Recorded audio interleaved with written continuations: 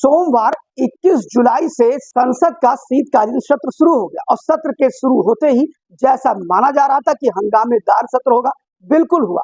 लेकिन सत्र के हंगामेदार होने से ज्यादा चर्चा का विषय उपराष्ट्रपति जगदीप धनखड़ के इस्तीफे ने मचा दिया। हो हल्ला ऐसा मचाया कि पूरे का पूरा विपक्ष सन्नाटे में चला गया। अब बात यह आती है कि जगदीप धनखड़ ने, अब इस पर चर्चा हो रही है कि उन्होंने खुद इस्तीफा दिया या उनसे इस्तीफा दिलाया गया।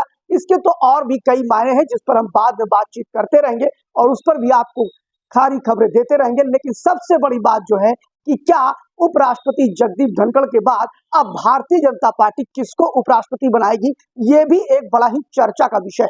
चर्चा का विषय यह है कि क्या उपराष्ट्रपति के लिए भारतीय जनता पार्टी किस पर दांव लगाने जा रही है। आपको बता दें कि जगदीप धनखड़ के अचानक इस्तीफा देने के बाद कई नाम चर्चाओं में आ गए। जैसा कि ये माना जा रहा है कि एक नाम नीतीश कुमार का बिहार से भी आया, जिसको खुद ही अटकलों पर विराम लगाते हुए भारतीय जनता पार्टी के सम्राट चौधरी ने, जो कि नेता है और मंत्री हैं बिहार सरकार में, उन्होंने कहा यह निर्णय सरकार लेगी, यानी सेंट्रल गवर्नमेंट को लेना है और भाजपा नेतृत्व को लेना है, इसमें हमारा कुछ भी नहीं है। लेकिन फिर भी चलिए आपको हम बताते हैं कि आखिर उपराष्ट्रपति की दौड़ में कौन कौन है और कौन हो सकते हैं।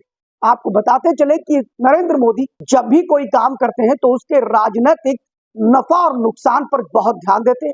जैसा कि हम सभी जानते हैं कि आने वाले 2025 में जहां बिहार का विधानसभा चुनाव है, वहीं 2026 की अगर बात करें तो पश्चिम बंगाल का है, 27 की अगर बात करें तो पंजाब, उत्तर प्रदेश, उत्तराखंड, गोवा के चुनाव है। ऐसे में ये माना जा रहा है कि इन सारे राज्यों में से कोई उपराष्ट्रपति बन सकता है, क्योंकि अब जो उपराष्ट्रपति बनेगा उसका कार्यकाल 2027 तक तो उसे पूरा ही करना पड़ेगा।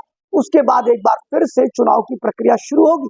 ऐसे में ये कहा जा रहा है कि जब उपराष्ट्रपति जगदीप धनखड़ को 2022 में बनाना था, उस समय भी उत्तर प्रदेश के से आने वाले लखनऊ के सांसद और देश के रक्षा मंत्री राजनाथ सिंह का नाम चर्चाओं में आया था, जिसको उन्होंने एक सिरे से खारिज कर दिया था।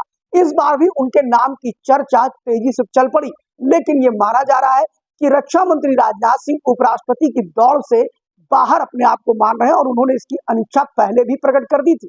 अब बात आती है तो फिर कौन बनेगा, तो ऐसा माना जा रहा है कि इसमें अगर हम बात करें तो हरबंस सिंह, जो इस समय राज्यसभा के उपसभापति, हरबंस सिंह जो कि जेडीयू के थे, काफी नजदीकी हो गई है अब नरेंद्र मोदी से उनकी। इसके अलावा नीतीश के बड़े विश्वास पात्र हैं और भी उनके साथ कई चीजें हैं। उन्होंने जेपी के साथ काम किया है, चंद्रशेखर जी के साथ काम किया है, बड़ा अनुभव है। और आज के समय में भी जब जगदीप धनखड़ नहीं है और जब थे तो भी हरबंस सिंह से लोग बड़े संतुष्ट थे। हरबंस सिंह ने पूरे का पूरा राज्यसभा का जो कार्रवाई होती है बड़े अच्छे से चलाया। तो ये माना जा रहा है कि हो सकता है कि हरबंस सिंह को उपराष्ट्रपति के लिए आगे बढ़ा दिया जाए, क्योंकि वो बिहार से बिलोंग करते हैं। नीतीश कुमार की पार्टी जेडीयू से है। अब दूसरी बात आती है कि और किसको ला सकते हैं, तो और में अगर बात करें तो पंजाब से भी कोई चेहरा आ सकता है। उत्तर प्रदेश के एक चेहरे की बात और हो रही है, जो इसमें lieutenant governor Jammu and Kashmir है, उनका नाम है मनोज सिन्हा। मनोज सिन्हा भी उपराष्ट्रपति की दौड़ में आ सकते हैं।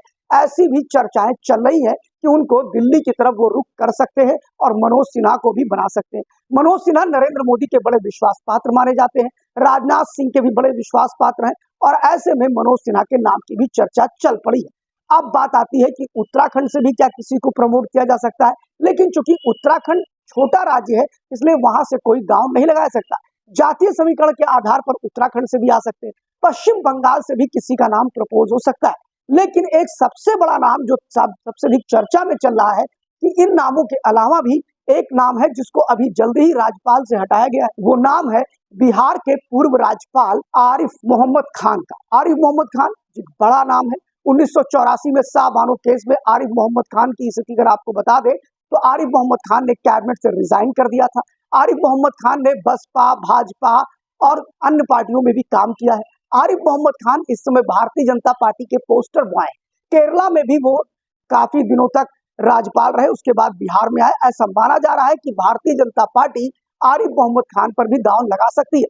फिलहाल ये सारी चीजें कयास हैं। अभी तो मामला तब तय होगा जब ब्रिटेन की यात्रा से लौट करके प्रधानमंत्री नरेंद्र मोदी भारत आएंगे, उस समय तय होगा।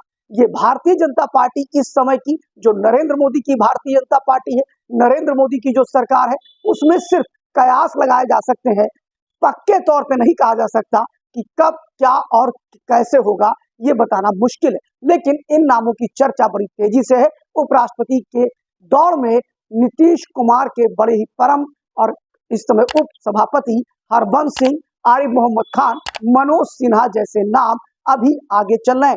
लेकिन ये नरेंद्र मोदी है, कभी भी कुछ भी मिरेकल हो सकता है, कोई भी चौंकाने वाला नाम सामने आ सकता है। देखते रहिए live news 24। Thank you very much.